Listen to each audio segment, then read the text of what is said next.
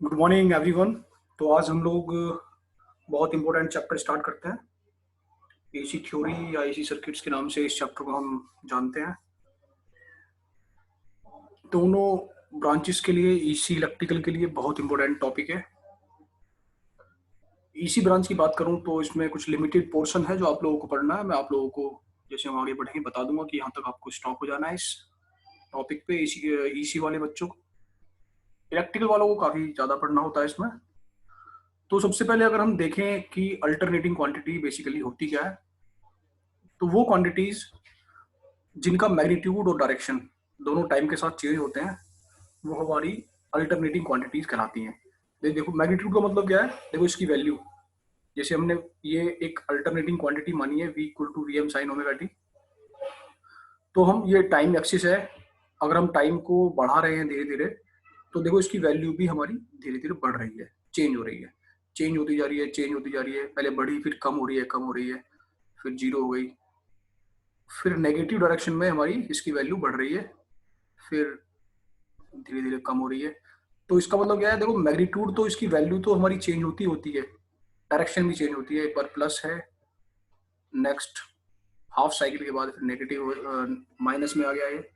तो वो सभी क्वांटिटीज जिनका मैग्नीट्यूड और डायरेक्शन टाइम के साथ चेंज होता है, समय के साथ बदलते हैं, वो हमारी अल्टरनेटिंग क्वांटिटीज कहलाती हैं। देखो बेसिकली हम लोग अल्टरनेटिंग वोल्टेज ही पैदा करते हैं, जनरेट करते हैं मैक्सिमम टाइम पे। जो हम यूज करते हैं वो अल्टरनेटिंग क्वांटिटीज ही होती हैं। अल्टरनेटिंग वोल्टेज होता है हमारा, अल्टरनेटिंग करंट होती है। अपने घरों में जो बिजली आती है वो भी एसी के फॉर्म में आती है। पावर स्टेशन में जो बिजली पैदा होती है वो भी अल्टरनेटिंग होती है। क्या फायदे होते हैं अल्टरनेटिंग के?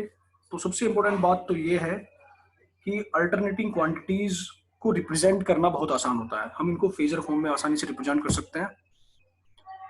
मैथमेटिकल एनालिसिस बहुत इजी होता है अल्टरनेटिंग क्वांटिटीज का, एसी क्वांटिटीज का। और इनका एडिशन, सब्ट्रैक्शन, मल्टीप्लिकेशन बड़ा आसान हो जाता है, आगे हम देखेंगे। तो ये कुछ बातें हैं जिस वजह से हम अल्टरनेटिव क्वांटिटीज को यूज करते हैं। इसमें कुछ बेसिक डेफिनेशंस हैं जो आपके पेपर में भी आती हैं। तो जैसे सबसे पहली डेफिनेशन क्या है कि इंस्टेंटेनियस वैल्यू क्या होती है। मैं साथ साथ हिंदी में भी बताता हुआ चलूंगा बच्चों को, तो हिंदी वाले बच्चे नोट कर सकते हैं, इसको लिख सकते हैं। इसको हम तात्क्षणिक मान बोलते हैं हिंदी में। The value of alternating quantity at any instant is called instantaneous value. The value of alternating quantity at any instant. देखो क्या मतलब है इसका। किसी भी क्षण किसी अल्टरनेटिंग क्वांटिटी की जो मान है, जो वैल्यू है, वो उसका तात्क्षणिक मान इंस्टेंटेनियस वैल्यू कहलाती है। देखो हम अगर t इक्वल टू जीरो पे बात करते हैं, इस वाले क्षण पे बात करते हैं, तो इसकी जो इंस्टेंटेनियस वैल्यू है इस v की, वो जीरो है। अगर मैं पाई बाई टू वाले क्षण पे बात करता हूँ, इस वाले इंस्टेंट पे बात करता हूँ, तो इसकी वैल्यू vm है। तो इसका इंस्टेंटेनियस वैल्यू क्या है, vm है। अगर मैं पाई पे बात करता हूँ तो इसकी इंस्टेंटेनियस वैल्यू क्या है, दोबारा जीरो हो गई है। अगर मैं कहीं माना 30 डिग्री में बात करता हूँ, तो अगर 30 डिग्री पे देखें तो हम ये वाली वैल्यू, ये इसकी इंस्टेंटेनियस वैल्यू हो जाएगी। तो अलग अलग इंस्टेंट पे जो अल्टरनेटिव क्वांटिटी की वैल्यू है वो आपकी इंस्टेंटेनियस वैल्यू कहलाती है। मैक्सिमम वैल्यू क्या होती है, अधिकतम मान क्या होता है। The highest value of alternating quantity is called maximum value. It is also called amplitude of quantity. जो मैक्सिमम वैल्यू, अधिकतम मान जो होता है, जो हाईएस्ट, हाईएस्ट कितना है, कितना जा रहा है वो, एक अल्टरनेटिंग क्वांटिटी किसी इंस्टेंट पर कितना हाईएस्ट जा रही है, वो उसका अधिकतम मान है, उसकी मैक्सिमम या पीक वैल्यू कहलाती है। नेक्स्ट क्या है हमारा, टाइम पीरियड। देखो इंपॉर्टेंट डेफिनेशन है टाइम पीरियड क्या होता है। देखो अगर हम टाइम पीरियड की बात करते हैं, तो टाइम पीरियड की बात करें तो इसको हम एग्जांपल के तौर पे देखेंगे। तो एक साइकिल कंप्लीट करने में जितना समय लगा इस वोल्टेज वी को अपनी पूरी साइकिल कंप्लीट करने में, देखो यहाँ से साइकिल इसकी स्टार्ट हुई जीरो से, ऐसे चली, यहाँ गई, फिर यहाँ से ऐसे नेगेटिव में, फिर यहाँ पे आ गई, फिर दोबारा से स्टार्ट हो जाएगी साइकिल। तो ये एक साइकिल कंप्लीट करने में जितना समय लगता है किसी अल्टरनेटिंग क्वांटिटी को, वो समय उसका टाइम पीरियड कहलाता है। तो इसका टाइम पीरियड अगर हम देखें तो क्या है, जीरो से स्टार्ट हुआ था साइकिल, ऐसे पहले प्लस में गई, फिर माइनस में गई, और 2 पाई पे आके एंड हो गई, फिर दोबारा से स्टार्ट हो जाएगी। तो इसका टाइम पीरियड क्या हो गया, 2 पाई हो गया। तो time taken by an alternating quantity to complete one cycle is called time period. Frequency का रेसिप्रोकल होता है हमारा टाइम पीरियड। इसका मीनिंग ये है जैसे जैसे फ्रीक्वेंसी बढ़ेगी टाइम पीरियड हमारा कम होता जाएगा। फ्रीक्वेंसी क्या होती है जी, नंबर ऑफ साइकिल्स पर सेकंड इज कॉल्ड फ्रीक्वेंसी, कि एक सेकंड में कितनी साइकिल्स हमारा जो है अल्टरनेटिव क्वांटिटी है वो पूरी कर रही है। प्रति सेकंड चक्रों की संख्या जो है वो आवर्ती कहलाती है, फ्रीक्वेंसी कहलाती है। टाइम पीरियड को आवर्तकाल बोलते हैं हम हिंदी में। और एक चक्र पूरा करने में जो समय लगता है वो आवर्तकाल कहलाता है। और एक सेकंड में जितने हमारे चक्र पूरे होते हैं, चक्रों की संख्या जो है साइकिल्स हैं, वो क्या कहलाती है, फ्रीक्वेंसी कहलाती है। साइकिल बेसिकली क्या है, देखो ये बहुत इंपॉर्टेंट डेफिनेशन है, ध्यान से देखना है इसको। इट इज, एक चक्र क्या होता है, it is an complete change of instantaneous value after a certain period. It is the complete change of instantaneous value after a certain period. इसको हम अगर दूसरी भाषा में देखें तो एक्चुअली ये पेयर है जो हमारा साइकिल है। Cycle actually is the pair of positive and negative half of A quantity. किसी भी क्वांटिटी का जो पॉजिटिव और नेगेटिव हाफ का जो युग्म है वो एक साइकिल मिलकर बनाती है, ठीक है ना। पॉजिटिव पीक और नेगेटिव पीक का जो पेयर है हमारा वो एक साइकिल कहलाती है दूसरे शब्दों में। नेक्स्ट देखें, फेज क्या होता है। फेज एक्चुअली रिप्रेजेंट करता है किसी अल्टरनेटिंग क्वांटिटी की उसकी एंगुलर पोजीशन क्या है, ठीक है ना, कि कोणीय स्थिति किसी प्रत्यावर्ती राशि की कोणीय स्थिति को उसकी कला रिप्रेजेंट करती है। फेज को हिंदी में हम कला बोलते हैं। It represents the angular position of any alternating quantity. आगे हम समझेंगे इसको, जब फेजर डायग्राम पढ़ेंगे तो आपको समझ में समझाऊंगा मैं इसको। तो यह जो कला है वो किसी प्रत्यावर्ती राशि के कोणीय स्थिति को प्रदर्शित करती है। फेज डिफरेंस क्या होता है जी, देखो किन्हीं दो अल्टरनेटिव क्वांटिटीज के बीच में कितना कोणीय अंतर है, कितना फेजर डिफरेंस है, वो हमारा फेज डिफरेंस शो करता है। The angular difference between two sinusoidal or alternative quantities having same frequency is called phase difference.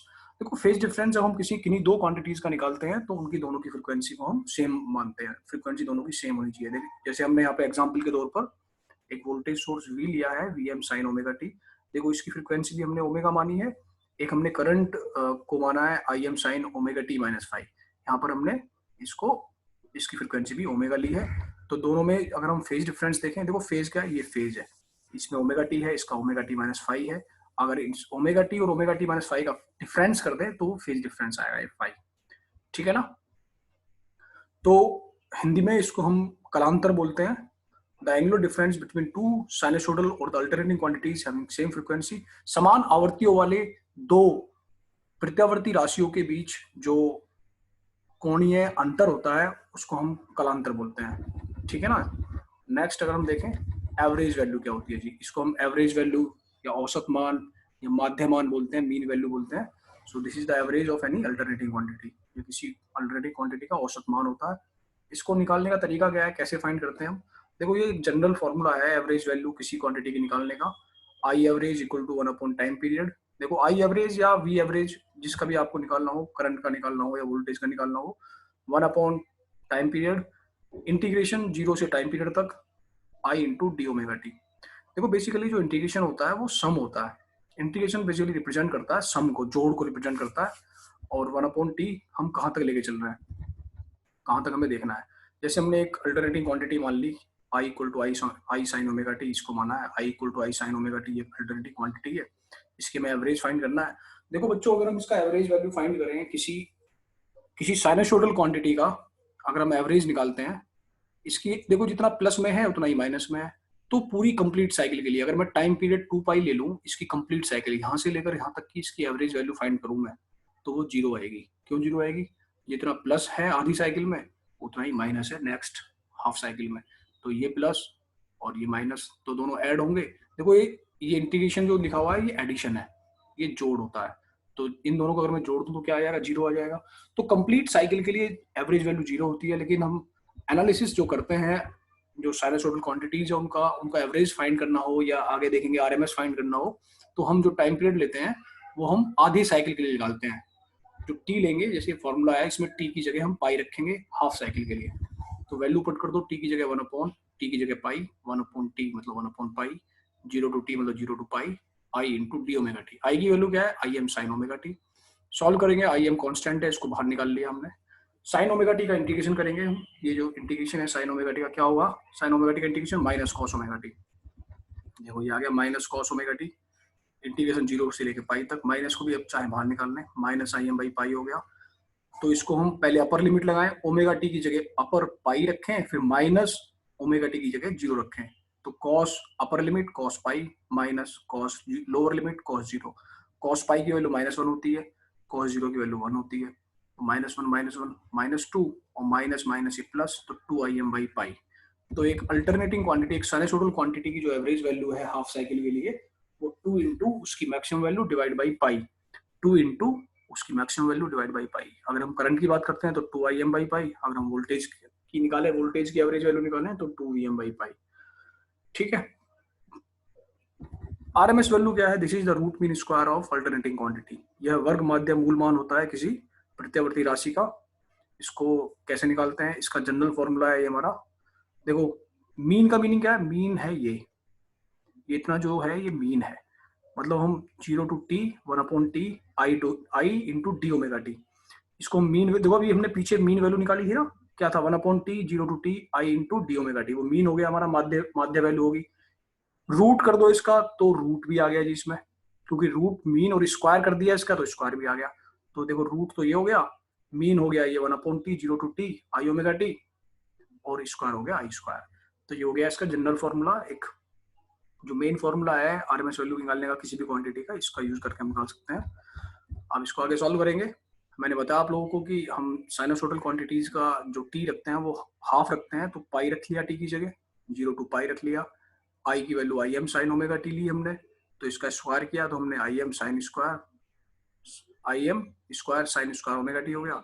अब हमें साइन स्क्वायर ओमेगा टी का जब इंटीग्रेशन करना है तो हम आई M sine square omega T का इंटीग्रेशन जानते हैं नहीं एक्चुअल में, तो हमें इसे कॉस में कन्वर्ट करना पड़ेगा, क्योंकि कॉस 2 ओमेगा टी का फॉर्मूला होता है 1 minus 2 sign square omega T. 1 minus 2 sine cos 2 omega T का फॉर्मूला होता है 1 minus 2 sign square omega T.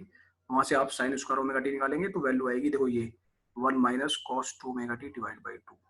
मैंने क्लास में करवाया, ध्यान से देखना नोट्स अपने क्लास वाले, वहाँ मैंने फॉर्मूला लिखा हुआ है साइड में, एक्चुअली मैं लिख नहीं सकता हूँ तो मैं आपको बता रहा हूँ। कॉस 2 ओमेगा टी का फॉर्मूला होता है 1 minus 2 sign square omega T. वहाँ से साइन स्क्वायर ओमेगा टी की जगह आप पुट करेंगे 1 minus cos 2 omega T divide by 2। अब इसको सॉल्व करेंगे आगे। देखो आई एम स्क्वायर कॉन्स्टेंट है, इसको बाहर निकाल लिया हमने, तो 2 भी कॉन्स्टेंट है, इसको बाहर निकाल लिया, तो ये हो गया आई एम स्क्वायर अपॉन 2 पाई, लिमिट 0 से लेकर 2 पाई 1 minus cos 2 omega T D omega T. 1 का इंटीग्रेशन करेंगे ओमेगा टी के रेस्पेक्ट में, जैसे 1 जैसे एक्स 1 का करते हैं dx के रेस्पेक्ट में एक्स आता है, ऐसे ही 1 का डी ओमेगा टी के रेस्पेक्ट में करेंगे, सापेक्ष करेंगे तो ओमेगा टी आएगा। कॉस का इंटीग्रेशन साइन होता है, तो कॉस 2 ओमेगा टी का आ गया साइन 2 ओमेगा टी, 2 कांस्टेंट है 2 पहुंच गया नीचे, तो sine 2 omega T divide by 2। ठीक है जी। अब आगे बढ़ो। अब ऐसे ही हम देखो साइन 2 ओमेगा टी, अब हम upper limit minus lower limit put करेंगे। अगर हम साइन 2 पाई अपर लिमिट रखेंगे, साइन 0 लोअर लिमिट रखेंगे, साइन 2 पाई भी 0 होगा, साइन 0 भी 0 होगा, तो ये वाला पोर्शन जो है ये माइनस वाला, ये साइन वाला तो 0 खत्म हो गया, क्योंकि साइन 2 पाई जब ओमेगा टी की जगह पाई रखेंगे तो साइन 2 पाई भी 0, ओमेगा टी की जगह 0 रखेंगे तो साइन 0 भी 0, बचा हमारा ओमेगा टी। तो ओमेगा टी की जगह पाई रखा, पाई फिर 0 रखा, -0 पाई -0। सॉल्व करेंगे इसको, पाई को बाहर ले लो, I M square pi upon 2 pi, pi से कट गया पाई, पाई से पाई कट गया, क्या बचा? Under root I M square, क्या बच गया? आई एम, और नीचे अंडर रूट 2, तो आई एम बाई रूट 2। तो इससे हमने देखा कि भैया जो हमारी अल्टरनेटिंग साइनसोइडल क्वांटिटीज हैं उनकी जब हम हाफ साइकिल के लिए आरएमएस वैल्यू निकालते हैं तो निकल के आती है उस क्वांटिटी की maximum value divide by under root 2, maximum value divide by under root 2। देखो जी फॉर्म फैक्टर क्या होता है, इंपॉर्टेंट डेफिनेशन है जी, ये पेपर में आएंगी। फॉर्म फैक्टर निकालें तो this is the ratio of RMS value to average value. RMS value वर्ग माध्य मूल मान और औसत मान का जो अनुपात है, जो रेशो है आरएमएस और एवरेज का, वो फॉर्म फैक्टर कहलाता है। अभी हमने आरएमएस वैल्यू देखो निकाली, आई ये ऊपर I M by root 2, average value पीछे निकाली थी 2 into I M by pi, I M से आई एम कट गया, ठीक है ना, ये पहुंच गया ऊपर पाई बाई 2 रूट 2। सॉल्व करेंगे 1.1 वैल्यू आएगी फॉर्म फैक्टर की। नेक्स्ट है peak factor, this is the ratio of maximum value to RMS value. देखो अधिकतम मान और वर्ग माध्य मूल मान, मैक्सिमम वैल्यू और आरएमएस वैल्यू का जो अनुपात है, रेशो है, वो हमारा पीक फैक्टर कहलाता है। I M by maximum value क्या होती है? आई एम, आरएमएस वैल्यू अभी प्रूफ किया आई एम बाई रूट 2, तो रूट 2 पर पहुंच गया, तो पीक फैक्टर की वैल्यू आ गई अंडर रूट 2। अंडर रूट 2 की वैल्यू होती है 1.414, ठीक है ना। ये काम आएगा आगे, पाई रेडियन अगर रेडियन में पाई होता है तो डिग्री में 180 डिग्री होता है, बच्चों सबको पता ही होगा, तो इसमें वैसी बात है ही नहीं। ये एंगुलर वेलोसिटी का फॉर्मूला है, omega equal to angular frequency या angular velocity, omega equal to 2 pi F, omega equal to 2 pi F radian per second, F होती है फ्रिक्वेंसी हर्ट्ज में, तो इसको भी हम सभी लोग याद रखेंगे, इस फॉर्मूले को काम आएगा हमें। देखो क्लासिफिकेशन ऑफ द क्वांटिटीज, अभी आप लोगों ने लास्ट क्लासेस तक देखा होगा, 10वीं तक 12वीं तक आपने दो क्वांटिटीज पढ़ी हैं, स्केलर क्वांटिटी और वेक्टर क्वांटिटी। स्केलर क्वांटिटी पढ़ी होगी, वेक्टर क्वांटिटी। स्केलर में क्या होता है, ओनली मैग्नीट्यूड होता है, ठीक है, डायरेक्शन नहीं होती है, डायरेक्शन लेस क्वांटिटीज होती है। अगर मैं वेक्टर की बात करता हूँ तो आप लोगों ने पढ़ा है कि मैग्नीट्यूड और डायरेक्शन अगर दोनों हो किसी क्वांटिटी में तो क्या होती है, हमारी वेक्टर क्वांटिटी होती है। फेजर क्वांटिटी क्या होती है, देखो जी, इसमें मैग्नीट्यूड भी होता है और डायरेक्शन होती है, वेक्टर की तरह ही मैग्नीट्यूड और डायरेक्शन दोनों होती हैं, लेकिन दोनों चेंज होते रहते हैं, दोनों चेंज, अगर दोनों मैग्नीट्यूड और डायरेक्शन चेंज होने वाली क्वांटिटीज हो, वेरिएबल हो, वेरी करने वाली क्वांटिटी हो, बदलते रहें, तो उसको हम बोल देते हैं फेजर क्वांटिटी, ठीक है। तो यहाँ से फेजर डायग्राम आता है निकल के, एक टॉपिक है फेजर डायग्राम क्या होता है, किसी अल्टरनेटिव क्वांटिटी का फेजर डायग्राम अगर हमें ड्रॉ करना है तो फेजर डायग्राम ड्रॉ कैसे करते हैं। तो फेजर डायग्राम बेसिकली है क्या, ये एक, अगर हम AC voltage, AC current, alternative quantities को एक डायग्राम के फॉर्म में रिप्रेजेंट करते हैं, एक पिक्चर की फॉर्म में रिप्रेजेंट करते हैं, एक वेक्टर की तरह रिप्रेजेंट करें तो वो फेजर डायग्राम कहलाता है। फॉर एग्जांपल, अगर हमारे पास एक वीएम, एक वोल्टेज है VM sign omega T, current है आईएम साइन ओमेगा टी, अगर मुझे दोनों को फेजर डायग्राम में रिप्रेजेंट करना है तो देखो मैं इस वोल्टेज की आरएमएस वैल्यू को दिखाऊंगा यहाँ, देखो इसमें कोई एंगल है नहीं एक्चुअली, ओमेगा टी के अलावा कोई एंगल नहीं है, तो ये जीरो एक्सिस, एक ये हमारा एक्स एक्सिस पे आएगा, ये एक्स एक्सिस पे आ गई इस वोल्टेज की आरएमएस वैल्यू, ये आरएमएस वैल्यू। अगर मैं करंट की बात करता हूँ तो इसमें ओमेगा टी के साथ प्लस फाइव लिखा हुआ है, प्लस फाइव, तो ये एक्स एक्सिस से 5 डिग्री आगे होगा, प्लस में होगा। देखो ये इसकी आरएमएस वैल्यू, आई की आरएमएस वैल्यू कहाँ होगी, इससे 5 डिग्री आगे होगी, तो this is actually the phasor diagram, ठीक है ना। नेक्स्ट टॉपिक आगे देखते हैं हम लोग, ये कुछ एक न्यूमेरिकल है, अभी जो हमने लास्ट पढ़ा है उस पर बेस्ड एक न्यूमेरिकल, आप लोग देख लो उसको, क्वेश्चन आने की संभावना है, हो सकता है क्वेश्चन ऐसा न्यूमेरिकल आ जाए। तो एक अल्टरनेटिंग क्वांटिटी हमने करंट दिया हुआ है, एक एसी करंट दिया हुआ है, I equal to 30 cos 100 pi T minus pi by 6, I equal to 30 cos 100 pi T minus pi by 6। तो ये कह रहा है इस क्वेश्चन में आप पीक वैल्यू निकालो करंट की, आरएमएस वैल्यू निकालो, इंस्टेंटेनियस वैल्यू निकालो एट 20 मिली सेकेंड, ठीक है। तो पीक वैल्यू देखो सिंपल, इसका अगर हम कंपैरिजन करेंगे, देखो हम सबसे पहले ऐसे क्वेश्चंस अगर हमारे पास आते हैं तो उनका कंपैरिजन हम स्टैंडर्ड इक्वेशन से करते हैं। करंट की स्टैंडर्ड, अल्टरनेटिंग जो क्वांटिटी करंट है उसकी स्टैंडर्ड इक्वेशन क्या होगी, I equal to I M cos omega T plus five, I equal to I M cos omega T plus five. सुन लो ध्यान से, इसको लिख सकते हो आप साइड में, तो प्रैक्टिस करें, I equal to I M cos omega T plus five, यहाँ कॉस है तो हमने यहाँ कॉस, नीचे इक्वेशन में कॉस लिया है, अगर साइन होता तो हम साइन लेते, ठीक है। स्टैंडर्ड इक्वेशन से कंपैरिजन करें अगर हम इसका, तो आई एम की वैल्यू क्या आ गई 30, तो पीक वैल्यू तो 30 हो गई, ठीक है जी। आरएमएस वैल्यू कह रहा है, अभी प्रूफ किया था लास्ट टाइम, आरएमएस वैल्यू क्या होती है, maximum value divide by root two, 30 by root two, 21.2 ampere आ गई, ठीक है जी। नेक्स्ट अगर हम आगे सॉल्व करते हैं, नेक्स्ट कह रहा है जी इसकी निकालो इंस्टेंटेनियस वैल्यू, क्या निकालो, इंस्टेंटेनियस वैल्यू निकालो 20 मिली सेकेंड पे। तो इसने कह दिया कि जो टी है वो 20 है, टी की वैल्यू दे दी इसने कितनी, 20 मिली सेकेंड, मिली मतलब 10 की पावर माइनस 3, तो टी की जगह आप पुट कर दें 20 इंटू 10 की पावर माइनस के 3 और इसकी वैल्यू फाइंड करें, वही आपकी इंस्टेंटेनियस वैल्यू हो जाएगी, 30 cos 100 pi into T, T की जगह 20 इंटू 10 की power minus 3 minus pi by 6। Solve करेंगे इसको हम, नीचे सॉल्व करते हुए आएंगे, तो पाई की जगह लास्ट में 180 रख देना आप लोग, तो ये cos 330 डिग्री आ गया, वैल्यू आ गई 25.98, ये आंसर हो गया आपका, ये आपकी इंस्टेंटेनियस वैल्यू हो गई, ठीक है ना। आगे कुछ और इंपॉर्टेंट डेफिनेशंस है, इसी सर्किट में आती हैं डेफिनेशंस, ये आपको याद रखना है सब कुछ। जैसे रेजिस्टेंस तो हमने पढ़ा था स्टार्टिंग में डीसी सर्किट्स में, रेजिस्टेंस क्या होता है, तो बताओ, this is the property of a electrical element due to which it opposes the flow of current. यह है किसी इलेक्ट्रिकल एलिमेंट, एक विद्युत एलिमेंट की एक ऐसी प्रॉपर्टी है, विद्युत पदार्थ की एक ऐसी प्रॉपर्टी है जिसके कारण वो करंट का विरोध करता है, धारा का विरोध करता है, रेजिस्टेंस कहलाता है। और इसका यूनिट जो होती है वो ओम होती है, एक फॉर्मूला है R equal to V upon I, इसको भी लिख सकते हैं और साथ साथ इसका फॉर्मूला वो भी लिखे आप लोग, अगर डेफिनेशन आती है कि R equal to rho into L by A, R equal to rho into L by A, side में रख लेना इसको, इसकी यूनिट ओम है। अब एसी सर्किट्स में एक नई डेफिनेशन आई, रिएक्टेंस क्या होता है। इसको हम प्रतिघात बोलते हैं हिंदी में, क्या बोलते हैं, प्रतिघात, reactance. So this is the property of energy storing elements. ध्यान रखो, ध्यान से देखो, this is the property of energy storing, ऐसे एलिमेंट्स जो एनर्जी स्टोर कर सकें, जैसे इंडक्टर, कैपेसिटर। ये एनर्जी स्टोरिंग एलिमेंट्स की प्रॉपर्टी होती है जो कि धारा का विरोध करते हैं, which opposes the flow of current. इसको हम रिप्रेजेंट करते हैं एक्स से, एक्स से रिप्रेजेंट करते हैं। इसकी यूनिट भी ओम होती है, लिख लेना आप लोग इसको, इसकी यूनिट भी क्या होती है, ओम होती है।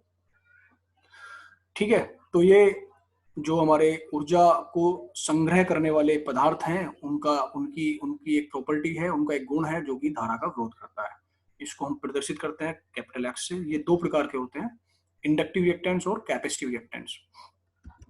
एक होता है हमारा इंडक्टिव रिएक्टेंस, दूसरा होता है कैपेसिटिव रिएक्टेंस। प्रेरण प्रतिघात बोलते हैं इंडक्टिव रिएक्टेंस को, इसको बोलेंगे प्रेरण प्रतिघात, और इसको बोलते हैं हम धारिता प्रतिघात, कैपेसिटिव रिएक्टेंस को। तो इंडक्टिव रिएक्टेंस क्या है, ये एक इंडक्टर की प्रॉपर्टी है, the property of inductor due to which it opposes the flow of current. ये एक इंडक्टर का वह गुण जो कि धारा का विरोध करता है, वो हमारा इंडक्टिव रिएक्टेंस कहलाता है। इसको हम कैपिटल एक्सएल से प्रेजेंट करते हैं, it is represented by capital XL. Formula क्या है, XL equal to omega into L, omega into L. Omega की वैल्यू 2 पाई एफ होती है और एल हमारा ऐसा आ गया, ओम हो गई, इसकी यूनिट क्या होगी, ओम। कैपेसिटिव रिएक्टेंस क्या है, this is the property of a capacitor which opposes the flow of current. ये एक संधारित्र का गुण है जो कि धारा का विरोध करता है।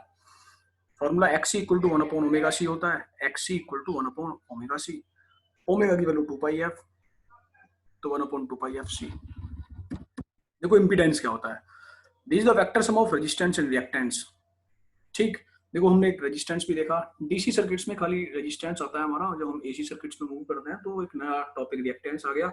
अगर हम रेजिस्टेंस और रिएक्टेंस का दोनों का सम कर दें, वेक्टर सम कर दें, तो वो कहलाता है हमारा इंपीडेंस। इसको बोलते हैं हिंदी में प्रतिबाधा, क्या बोलेंगे, प्रतिबाधा। इसको हम जेड से प्रदर्शित करते हैं, फॉर्मूला क्या है, Z equal to under root R square plus X square. X reactance है, आर रेजिस्टेंस है, और ये होती है इसकी यूनिट ओम। यूनिट सभी की सेम होगी, ओम। रिएक्टेंस, इंडक्टिव रिएक्टेंस हो, कैपेसिटिव रिएक्टेंस हो, इंपीडेंस हो, रेजिस्टेंस हो, सभी की यूनिट क्या होती है, ओम होती है। तो ये वेक्टर एक सम, वेक्टर सम है रेजिस्टेंस का और रिएक्टेंस का, जो कि इंपीडेंस या प्रतिबाधा कहलाता है। नेक्स्ट है डेफिनेशन, कंडक्टेंस क्या होता है जी। अगर हम बात करें कंडक्टेंस की, तो this is the reciprocal of resistance. Resistance का व्युत्क्रम, रेजिस्टेंस का उल्टा कंडक्टेंस कहलाता है। कैपिटल जी से रिप्रेजेंट करते हैं, फॉर्मूला है 1 अपॉन आर। आर की यूनिट ओम होती है, इसकी मोह होती है जी की। ससप्टेंस क्या होता है, अनुकार्यता बोलते हैं हिंदी में। देखो जैसे रेजिस्टेंस का उल्टा कंडक्टेंस, ऐसे ही रिएक्टेंस का उल्टा होता है susceptance. Reciprocal of reactance is called susceptance. इसको हम कैपिटल बी से रिप्रेजेंट करते हैं, 1 upon X, unit M H O, mho होती है इसकी यूनिट। एडमिटेंस क्या होता है, देखो जी, इंपीडेंस का उल्टा होता है एडमिटेंस, जो हमने भी पीछे पढ़ा इंपीडेंस या प्रतिबाधा, उसका उल्टा होता है एडमिटेंस। प्रवेश्यता बोलते हैं हिंदी में। Reciprocal of impedance is called admittance. Impedance का व्युत्क्रम एडमिटेंस कहलाता है या प्रवेश्यता कहलाता है। इसको हम कैपिटल वाई से रिप्रेजेंट करते हैं, 1 अपॉन जेड इसका फॉर्मूला है, और मो इसकी यूनिट है। अब हम बात करते हैं पावर की। देखो पावर, अभी हमने नाम सुना होगा पावर, लेकिन एसी सर्किट्स में जब हम पढ़ते हैं, वास्तव में 3 प्रकार की पावर होंगी हमारी। एक होती है एपरेंट पावर, एक एक्टिव पावर होती है, एक रिएक्टिव पावर होती है। एपरेंट हमारी आभासी शक्ति है, इनके हिंदी में आप लोग देख सकते हैं, मैंने लिखवाया है क्लास में भी। एपरेंट पावर क्या है, एक्चुअल में this is the total power which is combination of active and reactive power. देखो एक्टिव और रिएक्टिव पावर का वेक्टर सम कर दें अगर हम, ये एक्टिव पावर और रिएक्टिव पावर का टोटल सम कर दें, तो वो हमारी एपरेंट पावर कहलाती है। इसको हम कैपिटल एस से रिप्रेजेंट करते हैं, फॉर्मूला क्या है, वी इंटू आई। अलग डेफिनेशन और हम ऐसे भी कर सकते हैं, this is the product of RMS value of voltage and current. Voltage और विभव और धारा के वर्ग माध्य मूल मान के गुणनफल को हम आभासी शक्ति कहते हैं। इसकी यूनिट होती है वोल्ट एम्पियर। एक्टिव पावर की बात करें अगर हम, एक्टिव पावर क्या है, the power which is converted into useful work and actually consumed is called active power. देखो जो वास्तव में पावर इस्तेमाल हो रही है, जो वास्तव में पावर काम कर रही है, किसी मोटर को जो पावर वास्तव में घुमा रही है, वो हमारी एक्टिव पावर है। इसको हम ट्रू पावर भी कहते हैं, वास्तविक शक्ति भी बोलते हैं। एक्टिव पावर, ट्रू पावर, कई सारे नामों से जाना जाता है इसको हम। और एक फॉर्मूला, इसका फॉर्मूला है P equal to V into I cos phi. P से रिप्रेजेंट करते हैं, इसका मात्रक होता है वॉट। क्या होता है जी, मात्रक वॉट होता है। और दूसरे शब्दों में हम इसको लिख लेना आप लोग, इसको हम डिफाइन कर सकते हैं, this is the product of RMS value of voltage, current and cosine angle between voltage and current. This is the product of voltage, current and cosine of angle between voltage and current. यह विभव, धारा तथा विभव और धारा के बीच के angle की कोज्या के गुणनफल के बराबर होती है हमारी एक्टिव पावर या वास्तविक शक्ति। नेक्स्ट है रिएक्टिव पावर। क्या है? इसको हम प्रतिघाती शक्ति हिंदी में बोलते हैं। देखो वास्तव में अगर मैं इसकी डेफिनेशन दूं, इसको हम कैपिटल क्यू से रिप्रेजेंट करते हैं, इसकी यूनिट होती है वोल्ट एम्पियर रिएक्टिव। तो हम इसको कह सकते हैं this is the product of RMS value of voltage, current and sine of angle between voltage and current. देखो फाई जो एंगल है वो वोल्टेज करंट के बीच का एंगल होता है। हिंदी में कहें अगर हम इसको, यह विभव धारा के वर्ग माध्य मूलमान तथा विभव और धारा के बीच के कोण की जया के गुणनफल के बराबर होता है। इसको हम कैपिटल क्यू से रिप्रेजेंट करते हैं। इसका वास्तव में काम क्या है? इसका काम होता है जो हमारी ट्रांसमिशन लाइन है उसके वोल्टेज को कांस्टेंट बनाए रखती है। ये रिएक्टिव पावर बहुत इंपॉर्टेंट वर्क है इसका। अगर हम इन तीनों पावर्स को एक ट्रायंगल में रिप्रेजेंट करते हैं तो उसको बोलते हैं पावर ट्रायंगल। ये पावर ट्रायंगल है, इसमें एक्स एक्सिस पे आती है हमारी ट्रू पावर, जिसको हम एक्टिव पावर बोलते हैं P। वाई एक्सिस पे आती है हमारी Q, जिसको हम रिएक्टिव पावर बोलते हैं। और इन P और Q का जो रिजल्टेंट है, अगर हम इसका रिजल्टेंट निकालें तो वो है S। S is equal to V into I, ये VI cos phi, Q equal to VI sin phi. ये एंगल क्या है हमारा? फाई है। एंगल क्या है? फाई। ये पावर ट्रायंगल है, इसको भी आप ध्यान से देखेंगे, प्रैक्टिस करेंगे इसकी भी। रियल एक्सिस पे हमारा रियल पावर होती है, ट्रू पावर होती है P। वाई एक्सिस पे हमारी रिएक्टिव पावर होती है, प्रतिघाती शक्ति होती है Q, और यहाँ पर आभासी शक्ति होती है S। ठीक है। नेक्स्ट है इंपॉर्टेंट डेफिनेशन, बहुत इंपॉर्टेंट डेफिनेशन है पावर फैक्टर। हिंदी में शक्ति गुणांक बोलते हैं इसको हम, शक्ति गुणांक। पावर फैक्टर को शक्ति गुणांक बोलेंगे। तो अगर हम कहें, देखो हमने एक फेजर डायग्राम बनाया है, करंट है, ये वोल्टेज है, this is your voltage, this is your current, इनके बीच का एंगल थीटा है या फाई है। तो इस फाई का अगर हम कोसाइन करते हैं, कॉस लगा दें इस फाई के साथ, तो वो पावर फैक्टर बन जाता है। उसके हिसाब से डेफिनेशन है, cosine angle between voltage and current is called power factor. Cosine angle between voltage and current is called power factor. ठीक है ना।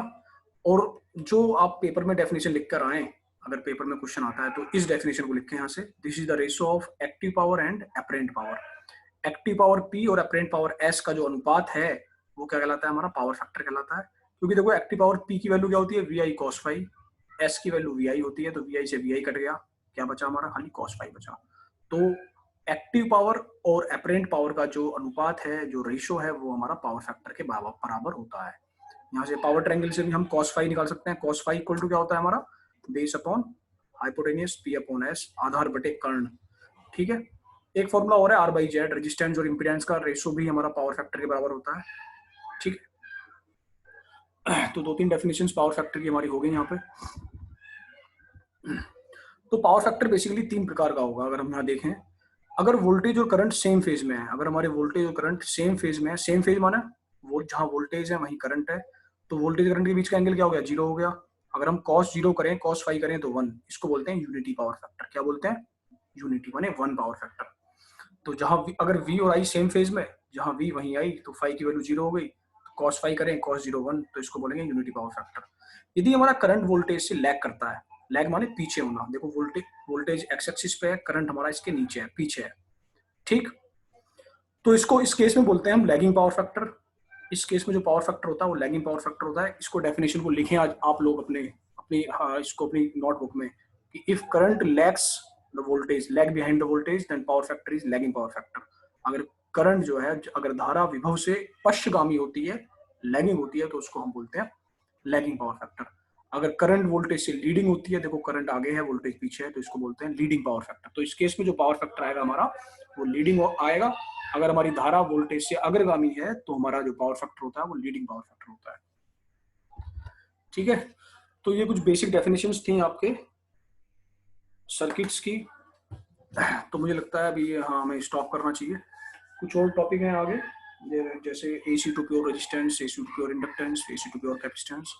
ये टॉपिक्स हमारे EC वालों के लिए नहीं है शायद, मैं आप लोगों को अगर हैं तो मैं वीडियो शेयर करूंगा। तो नेक्स्ट वीडियो में आपको हम AC to pure resistance, AC to pure inductance और AC टू प्योर कैपेसिटेंस देखेंगे। ठीक है। ओके, थैंक यू बच्चों। तो ये सारी डेफिनेशंस को प्रैक्टिस करेंगे आप लोग सभी आज।